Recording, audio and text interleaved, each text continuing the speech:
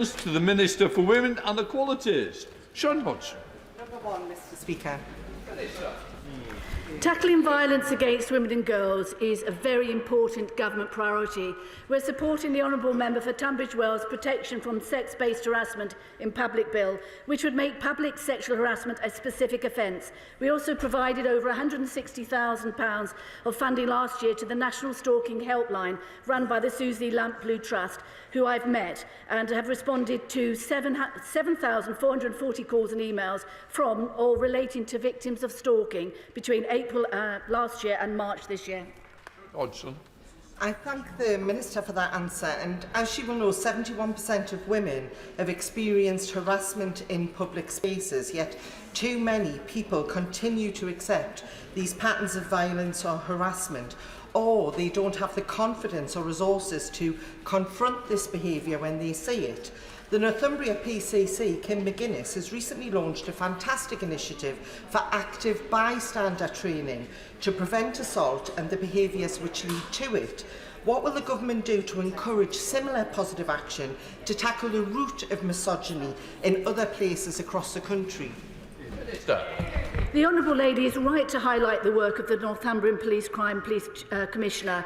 £3.6 million was given for the Safer Streets funding and the Safety of Women at Night Fund. One thing that was very important was I was surprised to read that 1 in 6 adults, that's not only women and girls, that's also men and boys, have actually been stalked. That's horrendous. And it's just this sort of project that the government are funding through this substantial £1 million funding that they're providing in this area.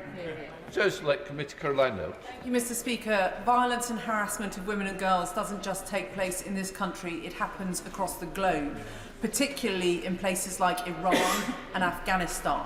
Can I ask my honourable friend what work is going on across government to make sure that the UK is not a bystander when it comes to global violence against girls, and particularly what are we doing about the proscription of the IRGC in Iran? Minister. Of course, the Right Honourable Lady knows that this is the province of the Foreign Commonwealth Development Office. They lead the government support for human rights, but also particularly for matters pertaining to women. This government, however, working with the Home Office, the FCDO, do a lot of work to promote women's rights. It's really important that the political systems in other countries are able to protect those rights. And the main thing we do is sanctions. Sanctions are very important to, in this area. They send a clear message to all sorts of political organisations across the world, including the Iranian authorities. They will be held to account for the repression of women abroad. Yeah. Minister Yasmin Qureshi. Yeah. Thank you, Mr. Speaker. Last year, nearly 5,000 cases of spiking incidents were reported to the police in England and Wales, but this figure is likely to be much higher. Spiking is endemic in our nighttime economy. Women and girls should be able to go about their business and enjoy nights out without fear.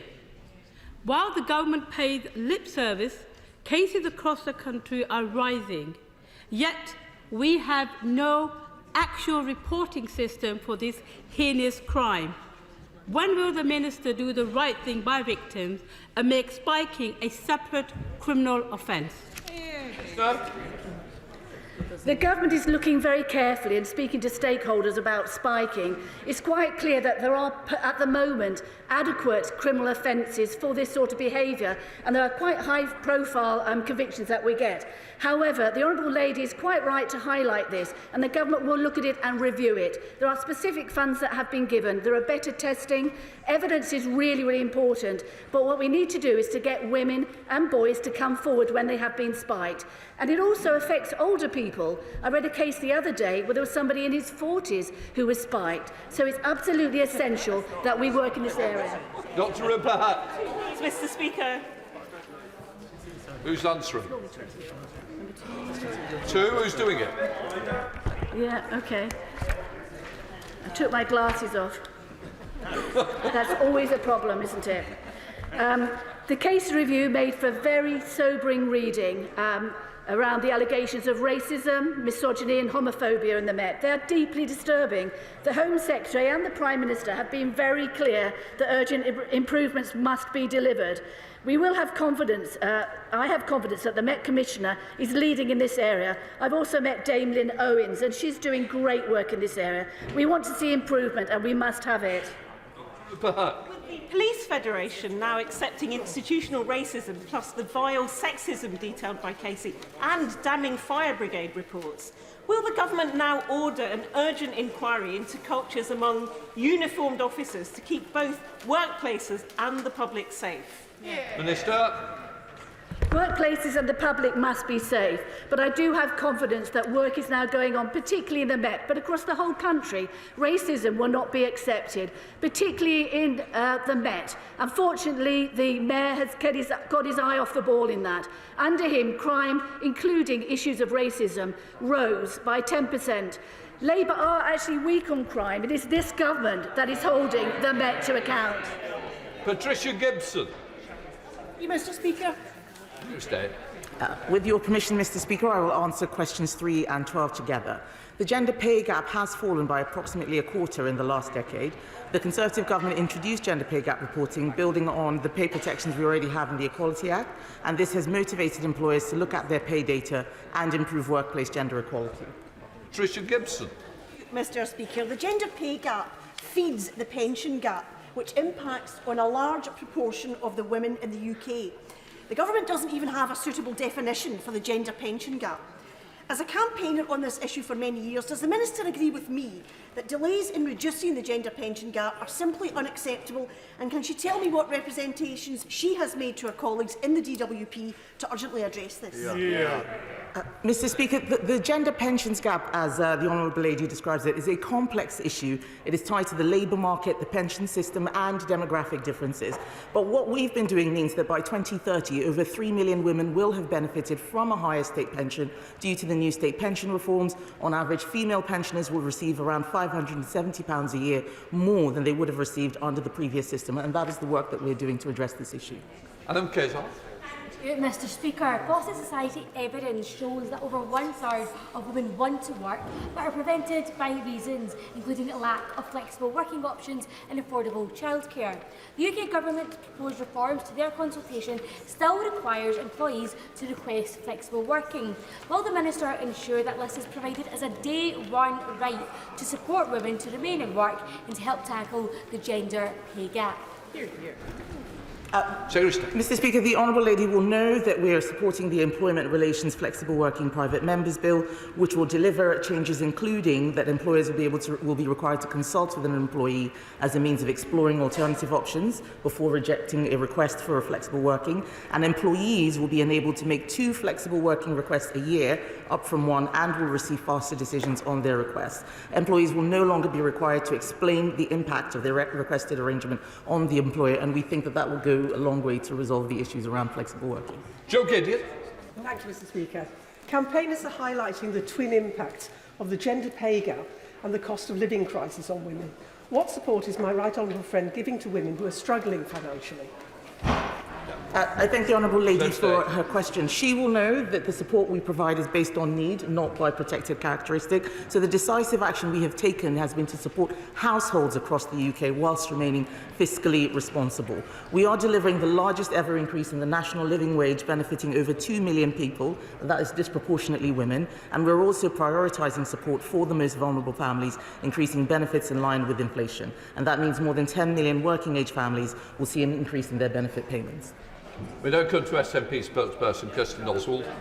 Mr. Speaker, according to the Fawcett Society, the UK Government lags behind other European countries in making companies act to close the gender pay gap, and it has failed to introduce mandatory reporting of pay differences based on ethnicity. So if the UK Government is serious about driving down pay inequality, why won't they require employers to set out action plans to improve gender equality? And why won't they mandate intersectional ethnicity pay gap reporting? And if they're not serious and they continue to refuse to act, Will they devolve employment law to Scotland so that we can do it ourselves? Mr. Speaker, on the issue of mandatory ethnicity reporting, I have said it in almost every equalities rules. I'm prepared to say it again. It is not the appropriate tool. Ethnicity pay gap reporting cannot be compared to gender pay gap reporting. Gender pay gap reporting is binary. Ethnicity pay gap reporting goes across at least 19 groups. It is dependent on geography, among other things, as well as representation within the workforce. We need to do what we can to make sure that employers do the right thing. But these sorts of interventionist policies that the Honourable Lady is raising are not helpful, and they actually make things worse, obscure the data, and do absolutely nothing, as she's describing, in order to address issues around ethnicity pay gap reporting. Angela Richardson. 4, please, sir. Minister. Thank you, Mr. Speaker. The Equality Act of 2010 covers a number of protected characteristics, including age, disability, gender reassignment, marriage and civil partnerships, race, religion and belief, sex and sexual orientation. And my right honourable friend has written to the EHRC to understand if the Act sufficiently is clear in the balance it strikes between the interests of people with those different characteristics. Richards. Thank the Minister for his answer. What assessment has he made on the importance of protecting single-sex spaces? Minister. I thank my honourable friend for her question, and we are committed to maintaining the safeguard that allows organisations to provide single-sex spaces. It is important that the principle of being able to operate spaces is reserved for women and girls. The Government is committed to tackling harassment and abusive behaviour by all individuals and ensuring that single-sex spaces are safe. EHRC has published guidance on the legislation and the clarity that is there to help those that are providing those spaces, and this does not change the legal position or the law. Christine Jardine. Thank you very much, Mr. Speaker. Just this week, the Government stated that it agreed with the Law Commission's recommendations in its review of hate crime laws that there should not be additional protected characteristics of sex and gender. Can the Minister explain what the implications are for this of moves towards making misogyny a hate crime, of violence towards women and girls, and can he assure us that there's not any intention to address protected characteristics in the Equality Act? Well, I think over the last few years there have been at least, I think, 15 calls for various extra characteristics to be added. There hasn't been sufficient evidence to do that. We will always keep those under review, but let me make it very clear that this government will absolutely do everything it can to tackle any issues around violence towards women and girls. We have been strong on our actions on those that seek to create harm, and will continue to do so. Richard Ford. 5, please, Mr. Speaker. Minister. Thank you, Mr. Speaker. The Equality Act of 2010 places a duty on businesses and service providers to make reasonable adjustments to improve disabled people's access to the goods and services that they provide. It is absolutely imperative that they are not placed in a substantial disadvantage compared to those who are non-disabled. Richard Ford. I thank the Minister for that answer. Maggie from my part of East Devon is one of 11 million people in this country who has hearing loss. Maggie went to a well-known high street branch and explained that because of her hearing, she's unable to use the phone, and she was offered a 50-mile round trip to Exeter instead. So, in pursuit of the Equalities Act, can the Minister explain what the Government is doing to ensure banks and big businesses make reasonable adjustments for those with hearing loss? Minister. Well, I'm sorry to hear the example that the honourable gentleman has made about his constituent, and under the Equality Act it would be indirect discrimination if a service provider puts place rules or procedures which apply the same way for everyone but have a disproportionate adverse effect on particular groups. I'd be more than happy to meet with him to discuss the particular issue and see if further action can be advised for his constituent. Sir Oliver Hill. My right honourable friend agree with me that this goes hand in hand with access to work? And does he agree with me that it is important that those who assess for grants for access to work shouldn't be too much the generalist, and that they should have specific knowledge of the sort of conditions of the person concerned?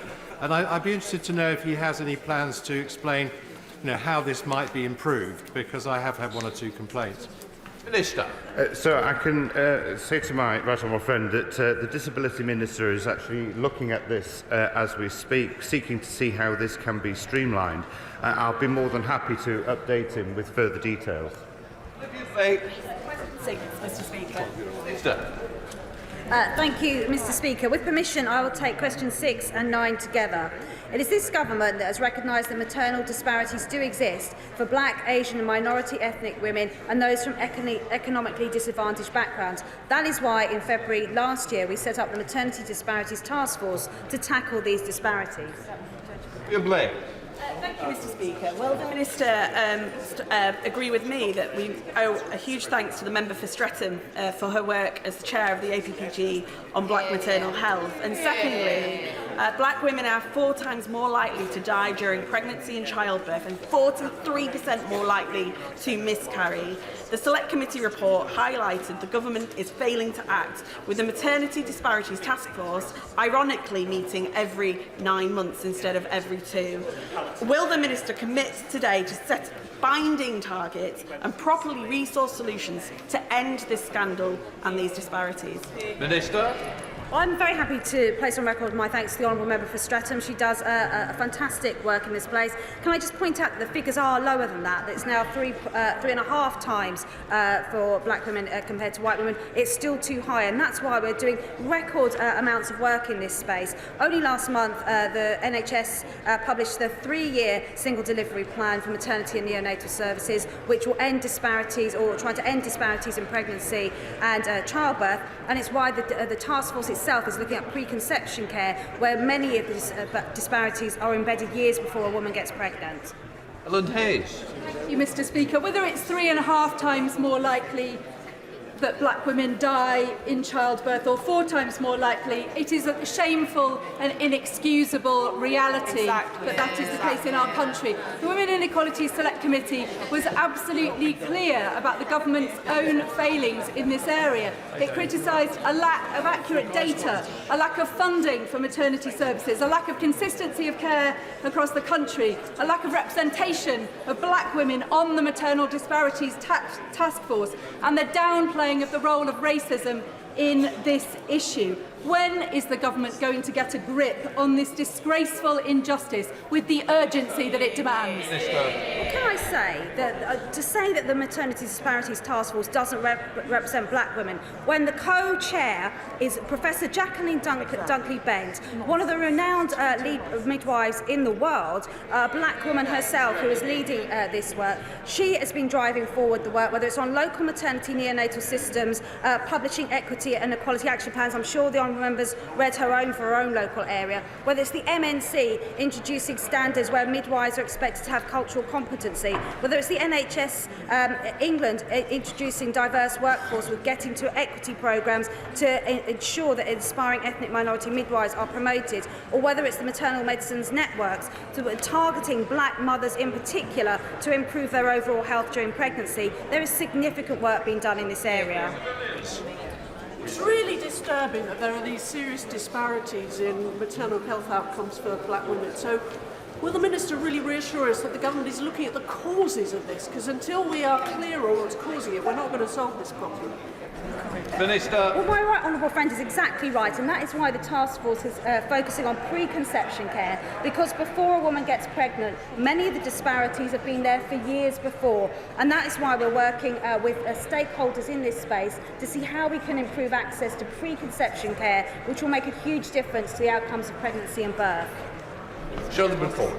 Thank you, Mr. Speaker. As chair of the All-Party Group on Baby Loss, I've heard evidence of how one of the ways we can get around this or help women in this situation is by having continuity of carer. It helps with exposing lifestyle choices and other experiences such as domestic violence that might happen with people who are from an ethnic diverse background or socially deprived background. Can the Minister let me know what the department is doing to help expand a continuity of carer for people that need it? Minister. Well, absolutely, I can reassure my honourable friend, because we're spending £7 million to ensure that 75% of black, Asian and minority ethnic women are being cared for by the same midwife during their pregnancy, because we do know that continuity of carer improves outcomes for those women. We now come to Shadow Secretary Annalise Dodds. Thank you. Mr. Speaker. My understanding is that the black maternal mortality gap is actually 3.7 times more likely. The Asian maternal mortality gap is twice as likely than white women. We also find now that women in deprived areas are 2.5 times more likely to die than those from the least deprived areas. And scandalously, even before the pandemic hit, maternal mortalities increased by 12% in the previous 6 years of Tory government. Now, as the Minister said, the Maternal Disparities Task Force was supposed to be tackling this. Can I ask, how many months elapsed between its last 2 meetings? Minister. Well, absolutely, we recognise the disparities have existed for decades, and we are the first government ever to recognise that and to set up the Maternity Disparities Task Force to tackle those problems. We actually met on the 18th of April, and we've set about introducing the toolkit that will be looking at preconception care, because as we know that many of these women face disparities long before they get pregnant, long before they give birth, and it's by tackling those preconception disparities that we will improve outcomes for those women. Thank you, Mr. Speaker. The Minister didn't answer my question, I think because she knows the answer. The task force didn't meet for 9 months. Then it was suddenly convened the day after a damning report had been published. No government serious about this would allow enough time for a baby to be carried to term to elapse between meetings, nor would it scrap continuity of carer targets not mentioned by the Minister, or omit serious action against maternity disparities from its women's health strategy. Labour would restore maternity services, training 10,000 midwives and nurses a year, paid for by scrapping the non-dom tax exemption. So why is the government letting women pay the price for its failures? Why? Minister. Well, this government doesn't need to have a meeting to take action. We are working night and day to drive these disparities down. £165 million going into funding maternity services overall. There's £95 million to pay for 1,200 more midwives and another 100 consultant obstetricians. She will, I'm sure, has read page to page the 3-year maternity plan. She says she has, I hope she has, on driving down inequalities in both maternal and neonatal care. And it'd be great if we could have cross-party support for this groundbreaking work. Right, we come to Topical's vital fabric. Question 1, sir. Secretary. Thank you, Mr. Speaker. Last week, we published a report on the substantial progress we have made in delivering our groundbreaking Inclusive Britain Action Plan to tackle unfair ethnic disparities. Just 1 year after we launched the action plan, we fulfilled 32 of the 74 commitments, including issuing voluntary guidance for employers on how to measure and address ethnicity pay gaps, and I will report back to Parliament in 12 months' time on the progress we've made in delivering the remaining actions in building a stronger, fairer, more united society. Michael Fabricant. I thank my right honourable friend for her answer. Mr. Speaker, while I fully understand the need for protected places for women, and I totally support this, and also issues when it comes to sports, I'm growing increasingly concerned that trans people are becoming demonised in some quarters.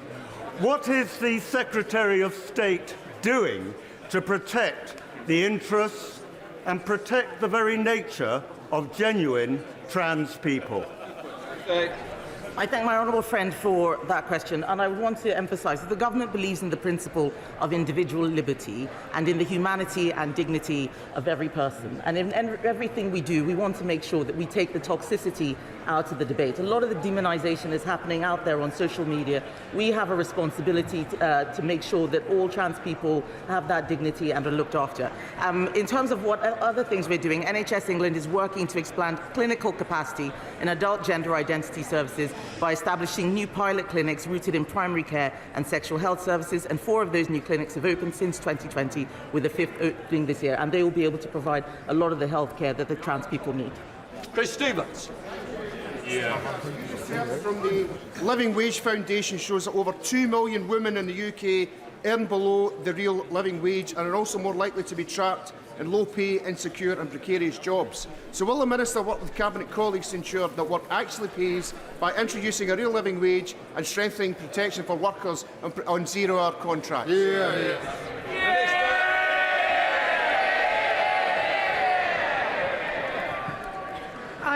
I thank the honourable gentleman for raising this issue in terms of women being able to progress and do well in work, which is why at the DWP we have a focus on in-work progression, giving particularly women who perhaps had childcare or other needs or training needs the support they need to progress and thrive in work. Dr. Luke Evans. Mr. Speaker, we know that between 500,000 and 1 million people in the UK are using steroids, particularly to improve their body image. Now, some studies show that this is even more prolific in the gay community, with up to 6 times more than their straight counterparts. So will the department commission and work with DCMS and Health to look into a study of anabolic use in the UK? Minister. Well, Mr. Speaker, can I commend my honourable friend for the extensive work that he's done in this important area.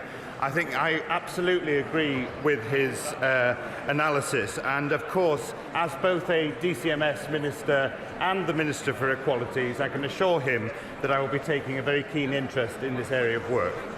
Kenny McCaskill. Mr. Speaker, welcome changes have been made by MOJ on transgender prisoners, excluding not just sexual but violent transgender prisoners from the general women's estate, and also those still physically male, but also accessing vulnerability for females on the basis of sex at birth.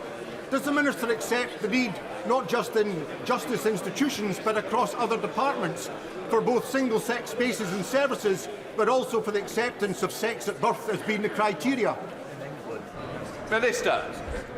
Thank you, Mr. Speaker. And yes, of course, safety must come first. And while it is true that over 90% of transgender women are in the male estate, I think it is right that we have further strengthened our policy as far as those committed of sexual violent offences are concerned, or those who retain birth genitalia, who can only be housed elsewhere in truly exceptional circumstances, reviewed in a case-by-case